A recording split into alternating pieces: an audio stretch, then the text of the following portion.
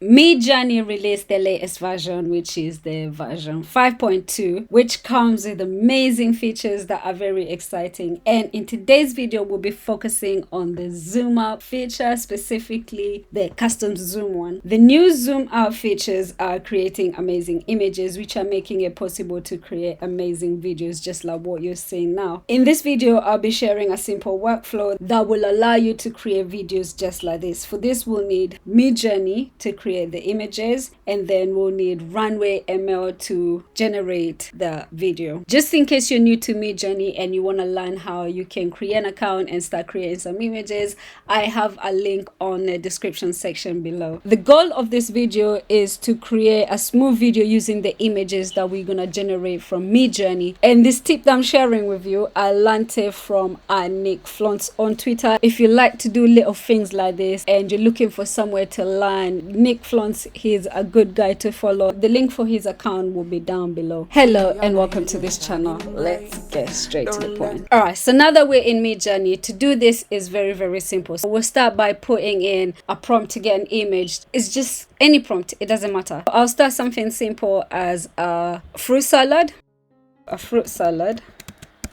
and I'll leave it like that. Now Midjourney is generating the images for us. We'll just have to give it a minute. All right, there you go. Midjourney has generated the first set of images, and now we can choose the image that we like and we want to start playing with. And I'm gonna choose number 2. I'm gonna press upscale, and just in case you don't like any of these images here, you can just press reroll, and what Midjourney will do, it will generate more images using the same prompt. Now that we've got the image that we wanted, all we're gonna do the custom zoom. So here we're not gonna be changing a lot throughout the other images that we create. The only thing that we're gonna be changing is the zoom size. I will do 1.25 instead of the 1 or the 2 or the 1.5.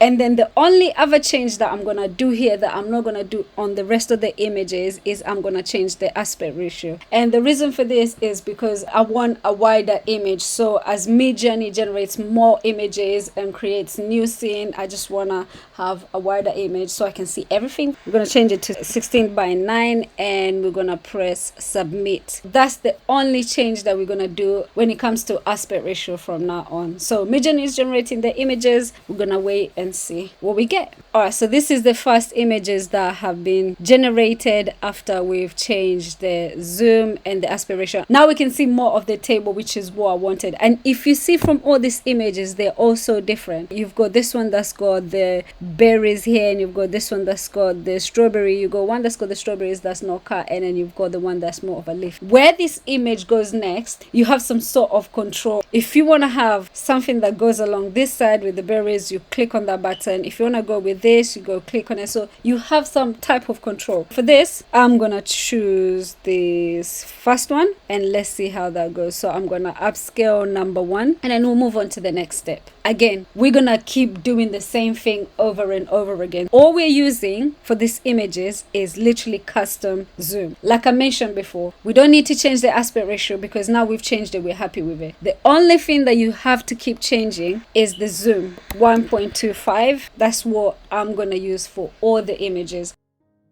So there you go, we've got another set of images. If you can see from here, we had this image that had the strawberries, but then we chose the one with the berries. And if you can see, we have an image that looks similar to what we chose, and that's what I mean by having control. Again, from these 4 images, you choose the next image and you decide where you're gonna go. As you can see from this image here, there's a bit of green here, so who knows what's gonna be there. And if you can see from this, there's these fruits here. Here we've got a strawberry, and then here, as you can see, is sort of finishing. I'm gonna choose this image that's got the strawberry, and let's just see what it generates. All we're doing for here is just press custom zoom, and then we're gonna go 1.25. Nothing else needs changing. So the secret is you have to do this at least 10 to 12 times. From experience, when I'm trying to custom zoom on the 1.25, by the time I get to number 11, 12, 13, the image start looking a bit funny, and that becomes like where you have to stop because the image doesn't make sense. All right, so this is a process here. So just to save you a bit of time, I'm gonna gonna do this in the background. I'm gonna repeat this and generate all the images I need. So that will be about 12, 13 there. I'll try my best. I'll save my images and then we'll proceed to the next step. All right, so there you go. I have all my images. I managed to get about 13. I've saved them. I'm ready to get started with editing the images, as you can see. And just in case you're wondering, to save this image, all you have to do is just click on that, press save, and you start saving your images. There you go. So now that we have all the images, we just have to head over to Runway. I'll include the link on the description section below. With Runway, I don't think this is a paid tool because I don't have a paid plan and I have access to it. I've made so many videos. It's amazing. This is really, really simple. Once you've registered onto RunwayML, all you have to do is click this button that says generate video, and then you'll see this tool called Frame Interpolation. Click on it. There you go. All right, so once you're inside, all you have to do is upload the images that you just saved from Midjourney. And it's very important to save your images in a very organized order so that you can have that zoom effect. All right, so I'm just gonna come here, I'm gonna click on it. So I'm gonna find my photos, and as I said, I've got these 13 photos here, and I'll upload them onto Runway. And just to let you know, out of everything that we've done, this is the simplest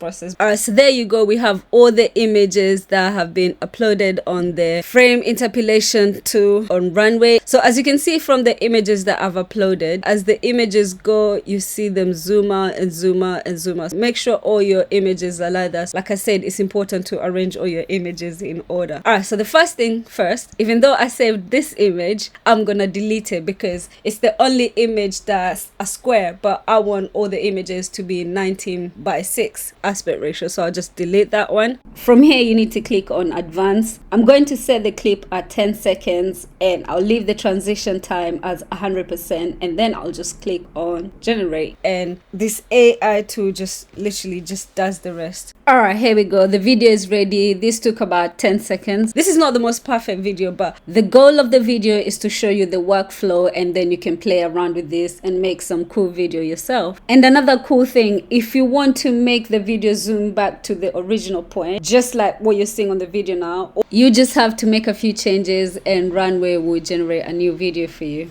So let's say you want to add this to your video. As I said before, remember your images that you upload are in an organized way. So as you can see from here, we had image number 2 all the way to image 13. As you look at them, they're all zooming out. So in order to add a different effect, you just have to do the opposite thing. So if this is image 13, you just have to do the opposite way and start adding image 12, and then you'll add image 11, 10, 9, 8, 7, 6, 5, 4, 3, 2, and that's it, because I'm not using the first image because it's a square image. Once you've done that, you have to change your setting. So you go back on the advanced, and instead of having your clip at 10 seconds, you need to at least make that double, since you've got double the images. So I'll leave the 19.25, and I'll still leave the transition time as 100%, and I'll generate again. So simple. And there you go, the video is ready to go. That's how simple it is to generate these videos that you're seeing. Thank you for watching. I hope this video has been helpful. If you've enjoyed the video, please like, share, and subscribe for more videos like this. My name is Abigail. You're watching Simplifying AI.